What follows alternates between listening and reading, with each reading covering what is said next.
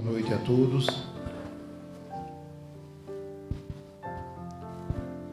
Quando Jesus, ele disse que não veio modificar a lei, ele responde ao doutor da lei que lhe fez a pergunta, qual o maior mandamento?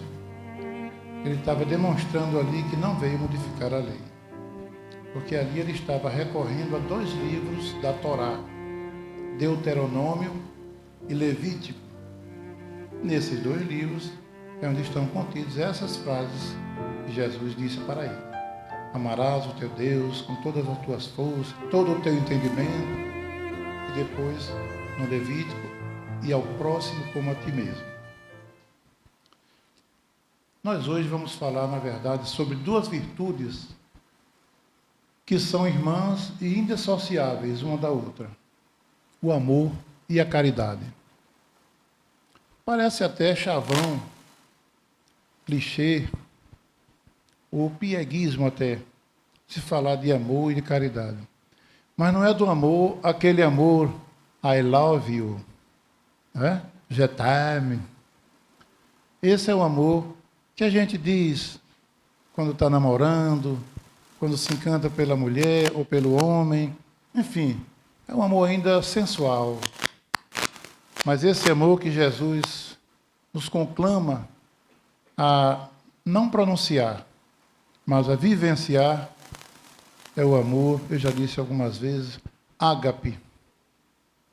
É o amor que Paulo vai falar na sua primeira carta aos Coríntios, no capítulo 13, que por coincidência, o capítulo 13 dessa primeira epístola também tem 13 versículos, até cabalística coisa. Então lá ele vai fazer uma descrição do que é o amor, que eu até vou dar um pequeno spoiler aqui sobre isso. Então, como vamos falar hoje sobre amor e caridade, e nós vamos ver que um está ligado ao outro. É para ver se a gente consegue, inclusive para mim. Toda pessoa que estiver aqui nesse local, nesse púlpito, está falando para ele próprio. A plateia, se tirar proveito em alguma coisa, também lucrará. Mas o grande beneficiado é quem está falando aqui. Porque a gente fala olhando para o nosso espelho. E aí, desse espelho, ninguém se esconde e ninguém engana. Então, eu gostaria de começar nessa noite, antes dando uma boa noite a todos, desejando que a paz do Senhor Jesus se faça em todos os corações aqui presentes e nos seus entes queridos, naqueles que não puderam comparecer, e, enfim, em todos os corações deste planeta, onde quer que se encontre, desse planeta que está sob a tutela do Mestre Jesus, que é o governador espiritual deste orbe. Então, eu gostaria de começar fazendo uma citação do verdadeiro sentido da caridade, segundo o entendimento de Jesus. Como ele entendia o significado dessa palavra caridade. E para isso eu recorro ao Livro dos Espíritos, primeira obra da doutrina, né, para quem não sabe, publicada em 18 de abril de 1857. Primeira edição tinha 501 perguntas e a atual tem 1019. É um livro na base de perguntas e respostas. E nesse livro, na pergunta número 886, tem um título, Caridade e Amor ao Próximo. O professor Rivaio, codinome Allan Kardec, pergunta aos espíritos qual o verdadeiro sentido da palavra caridade, como a entendia Jesus. E os espíritos superiores, as entidades venerandas que, em nome do Cristo, estavam ali com Kardec, codificando essa doutrina, passando para nós, que é do Cristo, eles disseram que a caridade, segundo o entendimento de Jesus, é a benevolência para com todos, é a indulgência para com as imperfeições dos outros, e é o perdão das ofensas. Benevolência sugere a própria palavra ser bom para com todos. Viram o título, o texto lido? A relação de faz do amor, fazer ao outro o que gostaria que o outro vos fizesse, amar ao próximo. Então, quem não gostaria que os outros fossem bons com a gente, em algum momento, em alguma situação em que nós precisemos dessas pessoas? E como a gente ainda é egoísta, de preferência que fosse sempre bom com a gente, não é? E por que então eu não ser bom um pouquinho sequer com o outro? Por isso que Jesus enfaticamente diz: benevolência para com todos, indulgência para com as faltas alheias. E o que é indulgência? Eu sei que fulano é um contumaz na prática daquele erro. Mas eu vou procurar ver naquele fulano alguma coisa de boa que certamente ele tem. A pessoa que comete os maiores delitos, os crimes mais hediondos, se a gente investigar, tem alguma coisinha dele que é boa. Alguma coisa de boa ele já fez ou ainda fará. Por uma razão simples. Aquele criminoso, assim chamado, dadas as suas atitudes delituosas, é uma centelha divina. E a centelha divina não é criminosa. Ele ou ela, que usando equivocadamente aquele dom que Deus deu para nós, do livre-arbítrio, comete as coisas erradas, comete os seus equívocos.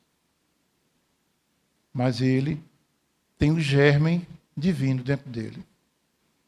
Quando Jesus diz na oração dominical, eu sempre digo que dominical não tem a ver com domingo, vem de Dominus, do latim, Senhor, é a oração do Pai Nosso conhecida.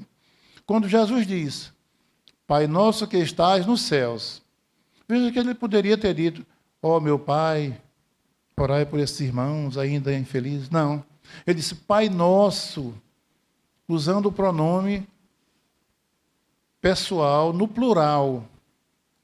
O que é meu no singular e o que é nosso no plural. Não é aula de português, mas ele usou o pronome no plural, dizendo que todos somos filhos de Abba, em aramaico, pai, como ele chamava. Então, se todos somos filhos de Abba, somos todos irmãos. Um casal que tem 5 filhos, aquele é irmão daquele, que é irmão do outro, porque são filhos daquele casal, do mesmo pai. Então, se nós somos, o Pai é nosso, somos todos filhos dele, somos irmãos. Por isso que vem a expressão fraternal, um abraço fraterno de irmão. Então, vamos ser indulgentes, relevando as faltas daquele irmão que ainda, por ignorância, não no sentido de brutalidade, ignorância no sentido de ignorar, de desconhecer, ainda faz as coisas erradas. Jesus dizia certa vez, diante do templo, não mais o de Salomão, mas o templo de Jerusalém, com os discípulos. E ele dizia que o homem do mundo é mais ignorante do que mau. Então era como se estivesse dizendo, eles ainda fazem essas bobagens porque ainda não conhecem as leis, ou os que conhecem não estão as cumprindo. Por isso que ele vai dizer no final do Sermão do Monte, no finalzinho do capítulo 7 do Evangelho de Mateus, com aquela linda parábola da casa sobre a rocha. 2 construtores foram construir uma casa. E um deles, muito prudente, construiu a casa, mas escolheu para o alicerce um solo rochoso, uma rocha. E logo vieram os ventos, as tempestades, as torrentes, a terra tremeu, mas a casa se manteve firme, porque o solo, o alicerce, era numa rocha. O outro construtor, apressado e imprudente, resolve construir sua casa no primeiro local que viu, não quis planejar bem, escolheu a areia para alicerce de sua casa. E diz o texto que quando vieram as chuvas, os ventos sopraram, a terra tremeu, a casa caiu. E foi grande a sua ruína. Aí ele encerra o Sermão da Montanha. É lindo. Esses são 3 capítulos, viu, gente? Quem quiser saber depois, 5, 6 e 7 de Mateus. E no final ele diz: todo aquele, prestem atenção, que ouve estas minhas palavras e as pratica, é considerado o homem sábio, aquele que construiu a casa sobre a rocha. E aquele que não as pratica é considerado tal como o homem que construiu sua casa sobre a areia. E um terreno arenoso não oferece segurança. E o que é que ele quis dizer com essa metáfora? Que quem conhece as suas palavras, quem já conhece os textos, nós espíritas, conheço toda a obra kardeciana ou kardeciana, ambas estão corretas. Conheço as obras auxiliares, Humberto de Campos, todo, Emmanuel, André Luiz, Ivone Pereira, Leon Denis e etc. Mas não pratico. Sei tudo. Mas não estou vivenciando. Por isso que Jesus, nós vamos ver aqui, que ele, a razão de ser da nossa palestra hoje, para quem gosta de tema, é a pergunta que o doutor da lei fez a Jesus. Porque foi dessa pergunta que Jesus criou uma história. História com E. Ou seja, um conto, uma fábula, uma parábola. A parábola do samaritano. E essa parábola nós só vamos encontrá-la no Evangelho de Lucas. 2 parábolas muito bonitas que só tem no Evangelho de Lucas. A do filho pródigo, de quem eu acho que falamos aqui na última palestra, sobre um assunto que envolvia a palavra do filho pródigo. E a do samaritano. Jesus conta essa parábola porque o doutor da lei pergunta a Jesus de forma maliciosa, de forma capciosa, para tentá-lo, para ver se pegava ele numa enrascada, numa mentira. E pergunta: Senhor, o que devo eu fazer para conseguir a vida eterna? Ele queria saber de Jesus, e já diziam que ele era o Messias, era o profeta nazareno. O que é que eu tinha que fazer para ir para o céu? Na linguagem da ortodoxia bíblica, da Torá. Jesus diz: o que está escrito na lei? Porque ele era um doutor da lei, era um fariseu.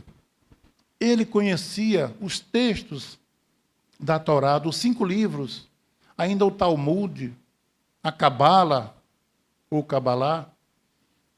Ele conhecia todos os textos sagrados do judaísmo. Por isso que Jesus diz: bom, você está me perguntando, mas o que é que está escrito na lei? Na lei de Moisés, que vocês tanto recitam várias vezes ao dia. Aí quando ele pergunta, o que está escrito na lei, vírgula, porque no hebraico não tem vírgula, nem ponto. Mas Jesus faz uma vírgula aqui para nós. Como lês? Ó, o que está na lei? Como lês? Esse como lês é a mesma coisa que dizer assim, como você interpreta o que está na lei? Você que é um doutor. Ele queria pegar Jesus, Jesus pegou ele. Como lês? E ele diz a mesma coisa que Jesus disse para o outro doutor da lei que foi lido. Amarás o Senhor teu Deus. E citou os mesmos livros da Torá, Deuteronômio e Levítico. Mas quando ele diz, e amarás o teu próximo como a ti mesmo, Jesus aí, ponto. Tudo bem, você conhece bem a lei, você disse tudo. Faze isto e viverás. Ó. Pronto, faça isso que você vai para o céu, como você está me perguntando, ou terá a vida eterna. Porque Jesus estava sabendo que ele não fazia aquilo que ele conhecia, ele não vivenciava aquilo que ele ensinava para os outros, Por isso que Jesus dizia também, às vezes, para os discípulos e para aqueles que ele estava dando as lições: fazei tudo o que os fariseus e os escribas dizem, mas não façais o que eles fazem. Porque eles dizem uma coisa e fazem outra. Por isso que ele pergunta: o que está escrito na lei, como lês? Como você interpreta, doutor? E quando o doutor da lei pergunta, Jesus, quando ele diz, amarás o teu próximo como a ti mesmo, e que Jesus fala, tudo bem, faz isso e viverás. O doutor da lei não se conformou. Aí ele faz a outra pergunta: mas quem é o meu próximo? Judeu nunca respondia uma pergunta diretamente, a resposta assim de pronto. Ele sempre respondia com uma contrapergunta. De forma que você me fazia uma pergunta e eu respondia com outra pergunta. De forma que você mesmo ia responder aquilo que você me perguntou. E Jesus, como um dos grandes, aliás, o maior de todos os sábios, que este orbe já teve a honra de pisar em seu solo. Então, Jesus, quando ele pergunta quem é o próximo, e também essa pergunta é importante a gente fazer um pequeno esclarecimento. Para os judeus, só era o próximo, ou seja, só é meu irmão de fé ou de caminhada, aquele que comungar da mesma religião, que der o dízimo lá no templo, a oferenda. Quem não for, não é o meu próximo. É por isso que Jesus dizia, eu não vim modificar a lei, sim dar-lhe cumprimento. Mas ele sempre dizia, ouvistes o que foi dito pelos antigos. Eu, porém, vos digo. Toda vez que ele dizia esse eu, porém, vos digo, ele estava não modificando a lei de Deus, mas estava modificando a lei de Moisés, no que não estava em consonância com as leis divinas. Por isso que ele dizia, ouvistes o que foi dito? Amarás o teu próximo e odiarás o teu inimigo. Eu, porém, vos digo, amai até os vossos inimigos. Então, Jesus, para responder à pergunta, ele diz, olha, certo homem, que não tem nome, parábola sempre não tem nome, as personagens, interessante. Certo homem descia de Jerusalém para Jericó. Jerusalém é praticamente 700 metros acima do nível do mar Mediterrâneo. É uma grande altitude. E esse homem, certo, descia de Jerusalém para Jericó, que é a maior depressão da terra. Dizem que em volta de 400 metros abaixo do nível do mar Mediterrâneo. Jericó simbolizava a matéria, a materialidade, a ganância, os interesses mundanos, porque era uma cidade de muito movimento financeiro, de muita ambição, as pessoas iam ali para ganhar dinheiro. Também tinha lá as casas das mulheres alegres, se é que me entendem, porque onde há muito dinheiro, também os homens querem, né, se refestelar nas coisas ainda sensuais. E aquelas infelizes também iam lá para fazer parte daquele meio. Então, veja que o homem descia de Jerusalém, que Jerusalém simbolizava a capital santa, as alturas, era coisa sagrada para aquele povo. E no simbolismo, quem desce está deixando as alturas, por óbvio, né? E vai para os planos inferiores. E é o que ocorre com todos nós quando nos afastamos das alturas, das leis de Deus, dos ensinamentos do nosso Mestre Jesus. Então, esse homem descia de Jerusalém para Jericó. Quem é? Não sei. Era judeu, samaritano, saduceu, levita, sírio, egípcio, não sei. Era romano, o nosso invasor? Também ninguém sabe. Mas esse homem, como todo aquele que desce, que se afasta de Deus, caiu em mãos de salteadores, ladrões. E o roubaram e o maltrataram, deixando quase morto. nesse mesmo caminho, descendo também, olha o emblema, o simbolismo da parábola, descendo também para o mesmo lugar, lá das alturas de Jerusalém para Jericó, vinha um sacerdote, que sacerdote era a autoridade religiosa daquele povo. E vendo aquele homem caído, os sacerdotes geralmente moravam em Jericó, que tinham suas mansões, casas de praia, era um negócio mesmo bacana. Talvez a gente já morou por lá, viu? A gente que gosta de muita coisa, nossas casas de praia, tal, quem sabe a lembrancinha de Jericó. Então esse homem, esse sacerdote, vendo aquele moribundo, bom, não sei quem é, será que é judeu? Se for judeu, eu vou dar uma mãozinha. Não, mas não sei, que ele está desfigurado e está morto, não sei. Um sacerdote não poderia tocar num cadáver, porque se tornaria impuro e demandava um ritual de purificação muito complexo, com dias e uma opção de coisas para que ele voltasse a ser um homem puro de novo, segundo o entendimento deles. Então, não sei se o homem está morto, não sei se é judeu. Bom, eu vou descer, certamente vem alguém e dá uma mãozinha para esse miserável. Diz o texto que logo a seguir, também descendo, vinha um levita. Levita era uma espécie de sacristão, digamos assim. Tem o padre na missa e o sacristão conhece tudo, mas não pode celebrar porque não é ordenado. O levita era um homem da tribo de Levi e que era auxiliar das cerimônias do templo de Jerusalém, nas sinagogas.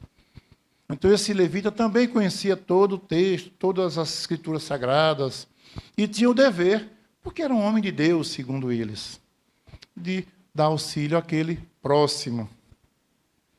Mas ele, tal como o sacerdote, olhou, não sei quem é, se não é, se está morto, se não está. Deve vir alguém aí, né? E dá uma mãozinha para esse miserável. E foi para a sua mansão também. E diz o texto que não disse subir nem se descia, mas que vinha um homem, agora ele diz, um samaritano, que vendo aquele homem caído, semi-morto, desceu da sua montaria, prestou os primeiros socorros, né? Aplicou azeite, vinho, aloe vera, fez as primeiras limpezas dos ferimentos, colocou o homem na sua montaria e foi até Jerusalém. E lá chegando, colocou numa hospedaria, passou a noite como um zeloso enfermeiro cuidando daquele moribundo, mas no outro dia teria que seguir. Devia ser um caixeiro viajante, uma coisa do tipo que precisaria seguir a viagem. Chamou o dono da estalagem e disse, olha, cuida bem dele, está aqui 2 moedas, 2 denários. Quando eu voltar, o que gastares a mais, eu te restituo. Mas cuide dele. E o samaritano não questionou se aquele homem era judeu, porque samaritanos eram arqui-inimigos dos judeus. Tanto que na Samaria, no Monte Gerizim, foi erguido um templo para adorar o Deus, porque eles não podiam ir adorar o Deus no templo de Jerusalém. Então, segundo eles, Deus habitava no templo, no Monte Gerizim, ou Gerizim. Mas para os judeus, Deus habitava no Monte Sião, no templo de Jerusalém. Então, eles eram arqui-inimigos. Mas o amor cobre multidão de pecados, como dizia Pedro na sua primeira carta, cobre no sentido de encobrir mesmo, ocultar. O samaritano não questionou se ele era meu inimigo, se não era. É um homem necessitado que está agonizando, vou ajudá-lo. Olha o texto de Jesus, fazei ao próximo tudo quanto gostarias que ele vos fizesse. Ele não conhecia esse texto de Jesus, porque ele não era cristão, Jesus ainda estava por aí ensinando, e ele só vai ter com o samaritano em alguns encontros, lá no poço de Jacó, com a mulher samaritana, e em poucas ocasiões. Mas aquele homem agiu como se fosse um discípulo de Jesus, como se conhecesse as leis, e ele praticou a lei do amor. Quando Kardec pergunta na questão 886 sobre a caridade, diante da resposta que foi dada, ele faz um comentário que eu gostaria de falar um pouquinho. Ele diz assim, ó, o amor e a caridade são o complemento da lei de justiça, porque amar ao próximo é fazer-lhe todo o bem possível que desejaríamos que nos fosse feito. Tal é o sentido das palavras de Jesus, aspas, amai-vos uns aos outros como irmãos. E ele vai dizer, a caridade, segundo Jesus, não se restringe à esmola, mas abrange todas as relações com os nossos semelhantes. Quer se trate dos nossos inferiores, dos nossos iguais ou dos nossos superiores. Todos somos iguais, mas ele quer dizer daquelas pessoas mais humildes, que na escala social estão abaixo de nós. Daqueles que frequentam os mesmos locais sociais e financeiros da gente e daqueles que estão acima de nós. Para ele não importa. Interessante quando ele fala aqui que não se restringe a caridade à esmola. Se eu perguntar aqui, ninguém precisa responder, gente. Quem já deu esmola aqui? Todo mundo já. Se eu disser levanta o dedo ou o braço, todo mundo vai levantar. É impossível não ter dado uma esmolinha, né? Mas eu perguntando agora, reforçando, e a caridade? Quem já fez a caridade? Beto, eu já fiz, dei esmola. Vamos fazer uma pequena explicação aqui. Que eu sei que os senhores sabem. Esmola é quando você dá o que lhe sobra. Quando você dá o que não lhe interessa mais. Quando está ocupando muita coisa no seu armário. Comprei agora, viajei, trouxe umas roupas de marca. O armário não cabe mais. Então, tira aquelas que já estão rotas, aquela rasgadinha. Dá para alguém que está precisando. Tem que botar as minhas novas. Esmola é quando você dá, quando você tem muito e está sobrando. Dá essas sobras. Imagine você estar no seu almoço de domingo, comendo aquele salmão, aquele molho de maracujá gostoso, e bate alguém na porta. Na hora que você ia dar a primeira garfada.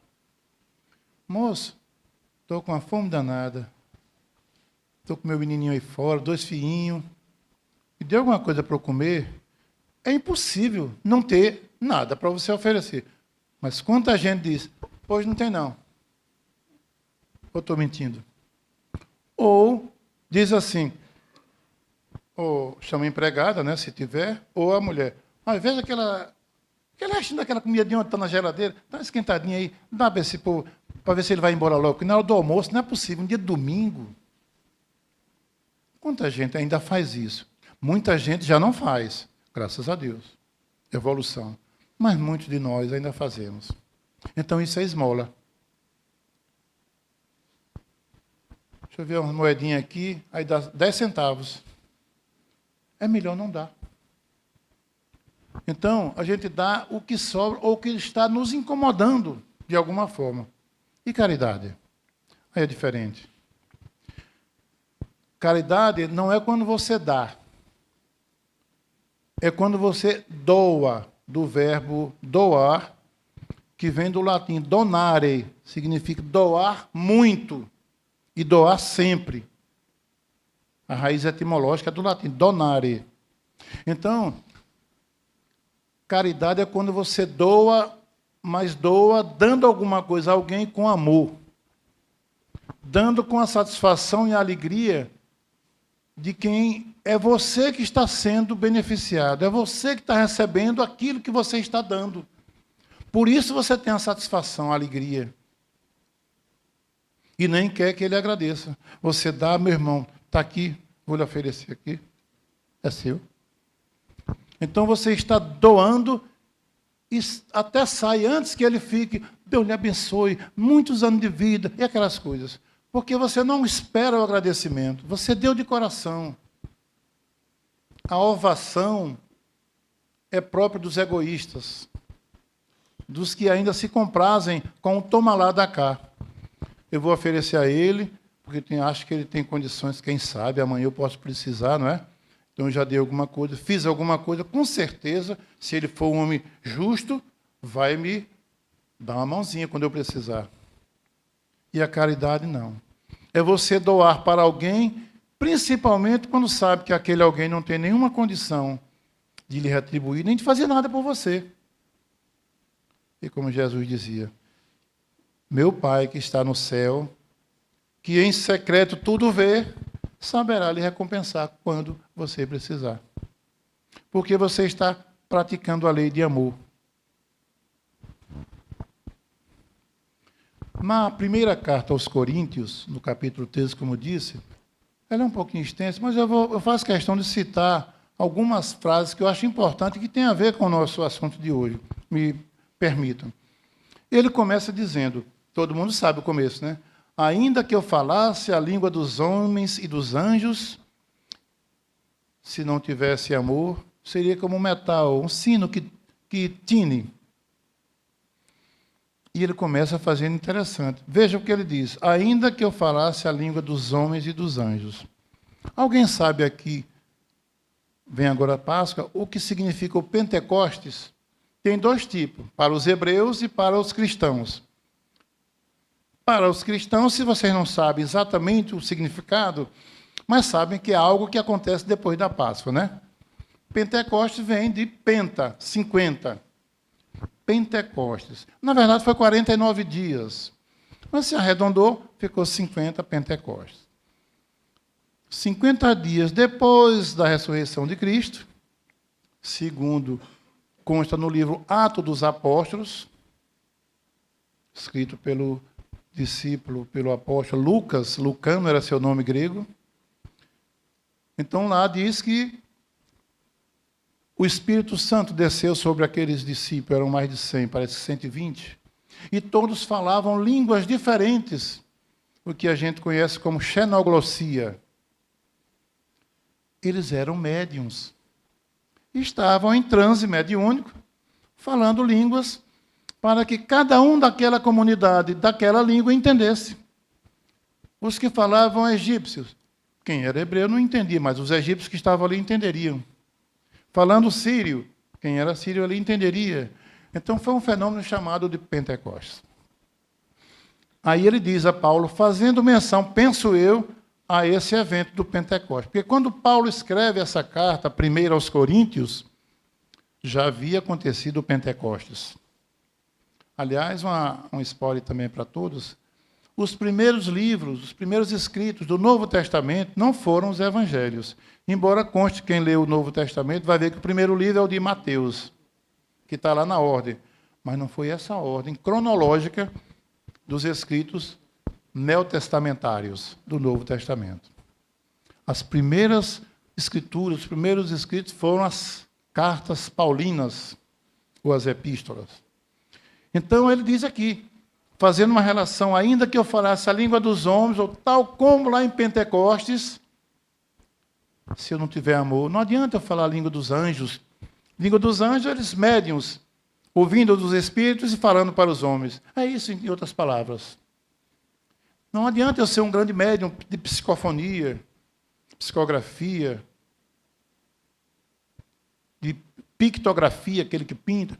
Não adianta eu ter esses dons todos, sem amor, eu nada serei. E ele diz, e ainda que eu tivesse o dom de profecia, e conhecesse todos os mistérios, e todo o conhecimento, e ainda assim tivesse toda a fé, capaz de transportar os montes. Se não tivesse amor, eu nada seria.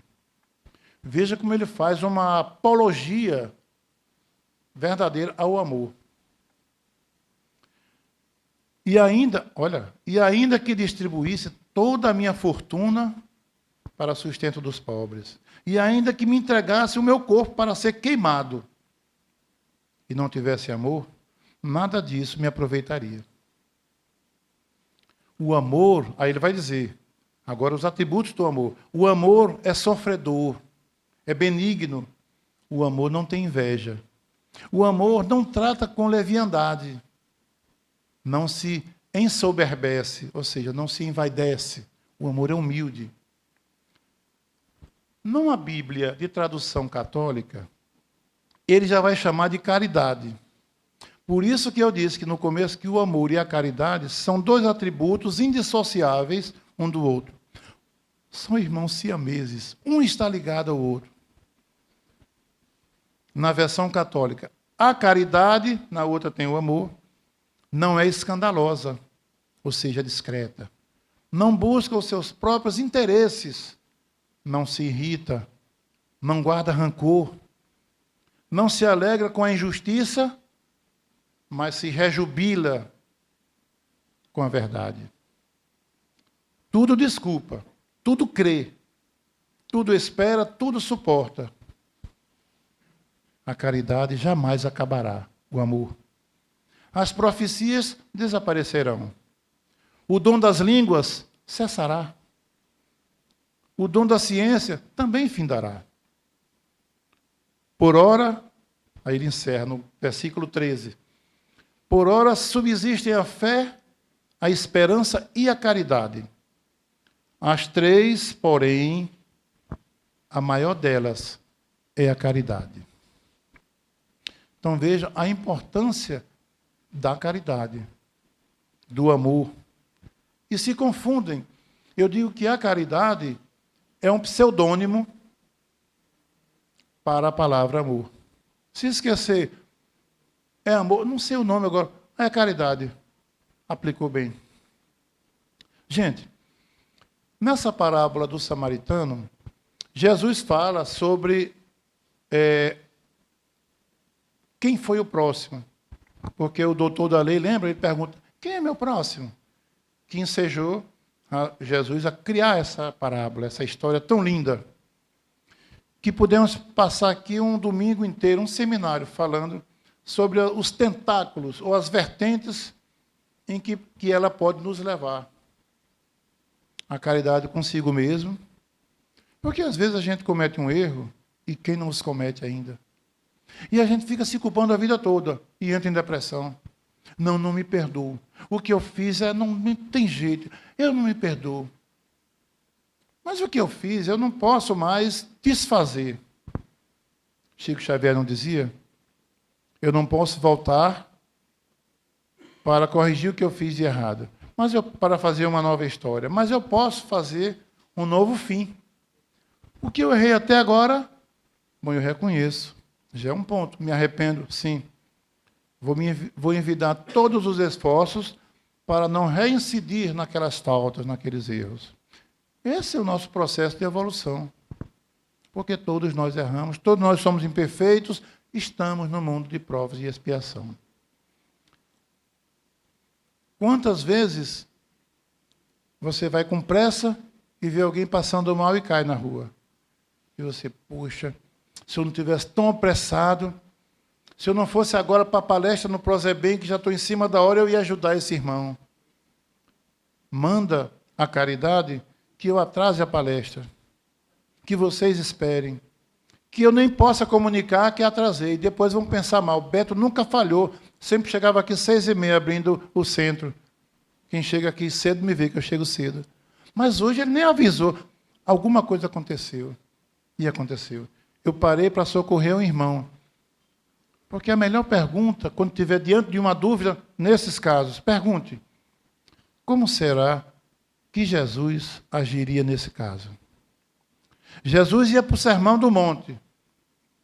Será que ele ia parar? Não, eu vou falar para uma multidão, tem um caído aqui, de lá, quem sabe, eu faço um milagre, Não. O sermão que ele ia dar, esperava.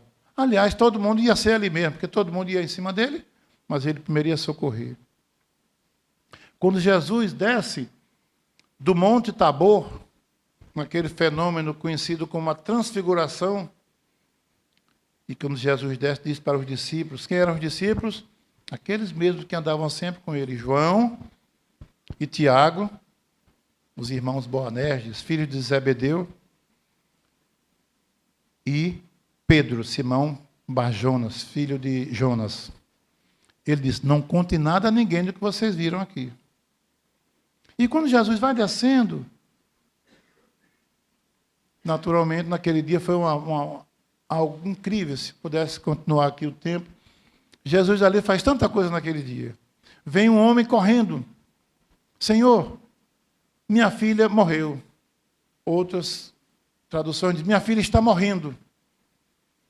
E Jesus diz, tá, eu irei curá-la. E Jesus já ia. Esse homem era Jairo. Jesus já ia com seus 3 discípulos, mas a multidão já ia também acompanhando ele. Bom, para onde esse homem vai, a gente vai, deve ter coisa boa. E no caminho, vejam, como a gente fala às vezes erradamente, por coincidência, para atrapalhar, vem uma mulher que tinha 12 anos com sangramento horrível. Não sei se o nome era endometriose, não sei, era uma hemorragia que ela tinha. 12 anos, ela já tinha gasto tudo que tinha e não melhorava. A mulher vinha da cor de um papel branco, porque perdendo sangue direto. Mas ela tinha uma fé muito grande. Ela disse, se eu tocar na fímbria, quer dizer, na pontinha da túnica desse homem, eu tenho certeza que eu vou ficar curada. E assim fez. Tocou e ficou curada. Mas atrasou, porque Jesus ainda perguntou, epa, peraí, quem me tocou? Alguém me tocou. Mas, Senhor, como nós vamos saber? Com essa multidão toda ali exprimindo aqui. Não. Alguém me tocou de forma especial, porque de mim saíram virtudes. Ou seja, de mim saíram ectoplasmas, energias curadoras que aquela mulher, por lei de atração, trouxe para ela daquele homem que era a fonte da cura e do amor. Mas isso atrasou a ida de Jesus para a casa da filha de Jairo, que estava morrendo. E quando Jesus vai, continuando, vem alguém e diz, não incomode mais o homem, ela já morreu. E Jesus diz, não, tenha calma, ela só dorme. Vamos lá. E esse Jairo, quem era? Era um Jairo qualquer? Não. Ele era chefe de uma sinagoga em Cafarnaum. Portanto, era uma autoridade do judaísmo. Mas ele veio correndo porque ele já tinha no seu interior a certeza de que Jesus, aquele profeta de Nazaré, aquele a quem chamavam de feiticeiro, de embusteiro, de profano, porque violava a lei de Moisés, curando no sábado, violando o Shabat. Esse homem podia, ele era filho de Deus, era o Messias esperado nas profecias. Então, Jesus vai, e quando chega lá, já estão tocando as músicas fúnebres, as carpideiras. Jesus, olha, por favor, tirem o povo de dentro de casa, fique só o Jairo, a mulher e a menina, que dizem que morreu. Você, Pedro, Tiago e João, vem comigo. Esses 3, nos momentos mais importantes, sempre estavam com ele. Então, lá dentro, diz que ele disse para a menina, Talita cumi, menina, levante-se. E a menina, depois disse, olha, veja que ela está com fome. Dê alguma coisinha de comer para a menina, viu? E a menina voltou. Então, quem é meu próximo? Quem foi o próximo para aquela mulher que sangrava com hemorragia havia 12 anos? Jesus. Quem foi o próximo para a filha de Jairo? Jesus. Ser o próximo do outro, ou seja, numa redundância, ser o próximo do próximo, não é querer modificar o mundo, não é querer modificar o outro, porque só há uma pessoa que você pode modificar, você mesmo. A outra pessoa que você deseja modificar, pelo seu exemplo, talvez ela se modifique, ela própria, se o seu exemplo for bom. Mas se você quer modificar o mundo, modifique a si próprio.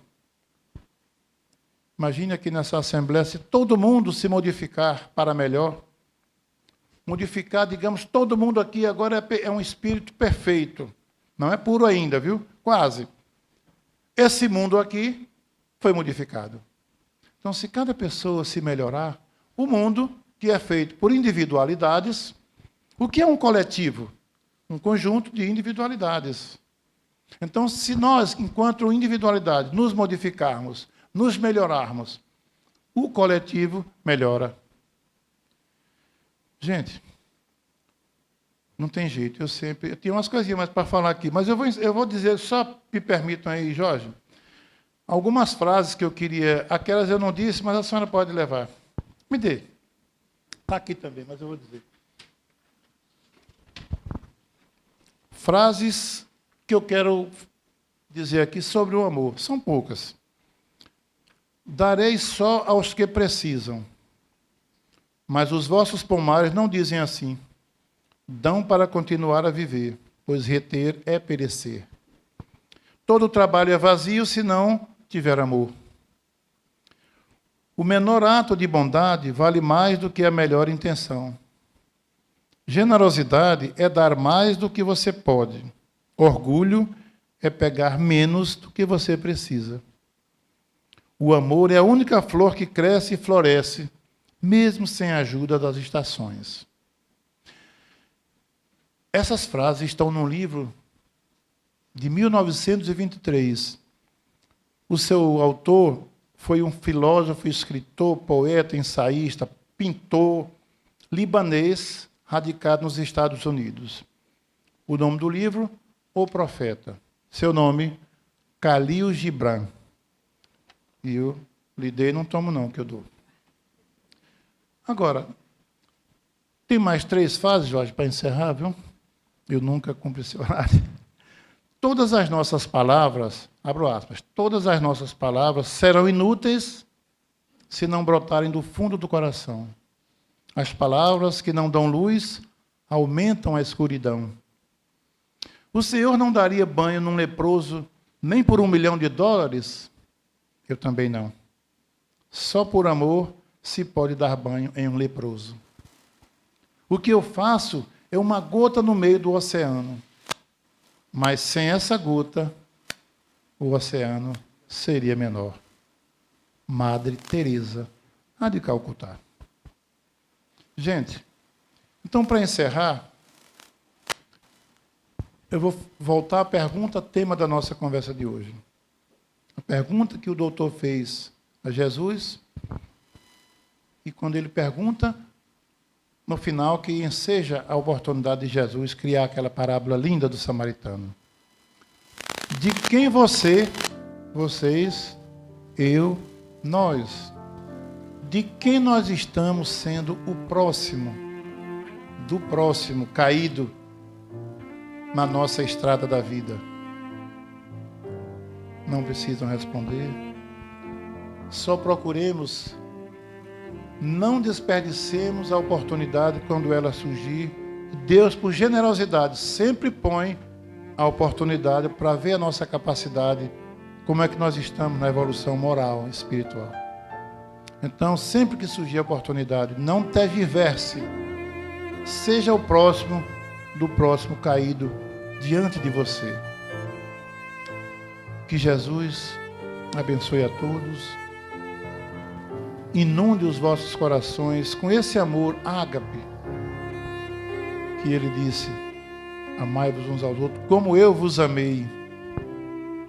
Então, que esse amor seja com todos. Que Deus abençoe a todos. Perdoe-me já o excesso. E até uma próxima oportunidade. Muita paz.